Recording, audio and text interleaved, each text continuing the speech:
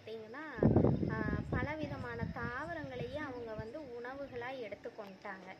அந்த தாவர வகையில் ஒன்று தான் என்னன்னு பார்த்தீங்கன்னா நம்மளுடைய முருங்கைக்கீரை. நம்மளுடைய முருங்கைக்கீரை வந்து ஏராளமான பயன்கள் வந்து நம்மளுடைய முருங்கைக்கீரையில் இருக்குது. முருங்கையில் உள்ள முருங்கைக்கீரை மட்டும் இல்லை, முருங்கைக்கீரையில் உள்ள அத்தனை முருங்கைக்காய், பூ, அதனுடைய பட்டை, பிசின் எல்லாமே பார்த்தீங்கன்னா மிகவும் பயனுள்ளதாக நம்மளுக்கு அமைந்திருக்கிறது. அந்த காலத்தில் சொல்லுவாங்க முருங்கை வந்து 300 நோயை குணப்படுத்தும்னு சொல்லுவாங்க. அதனால தான் வீட்டுக்கு ஒரு மரம் முருங்கை வளர்த்தனோம்னாவே நாம் ஆரோக்கியமாக வாழலாம், நோயின்றி வாழலாம்னு சொல்லுவாங்க. அதை பற்றி தான் நான் இன்றைக்கி வந்து முருங்கைக்கீரையோட பயன்களை பற்றி பேச போகிறேன்.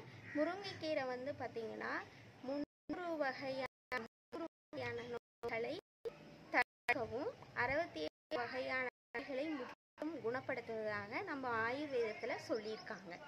முருங்கைக்கீரை வந்து மெயினாக நம்ம கண் பார்வைக்கு முக்கியத்துவம் வாய்ந்ததாக அமைந்துள்ளது. அதில் நிறைய தாதுக்கள், சத்துக்கள், விட்டமின்ஸ் அண்ட் மினரல்ஸ் பார்த்திங்கன்னா நிறையா நம்மளுக்கு அது கிடைக்கிது.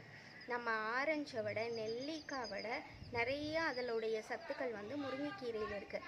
அதனால் அனைவரும் வந்து டெய்லியும் நம்ம முருங்கைக்கீரையை வந்து டெய்லியும் நம்ம உணவில் ஏதோ ஒரு வகையில் நம்ம எடுத்துக்கொண்டு வந்தோம்னா நம்ம ஆரோக்கியமாகவும் நோயின்றி வாழவும் பயனுள்ளதாக அமையும்.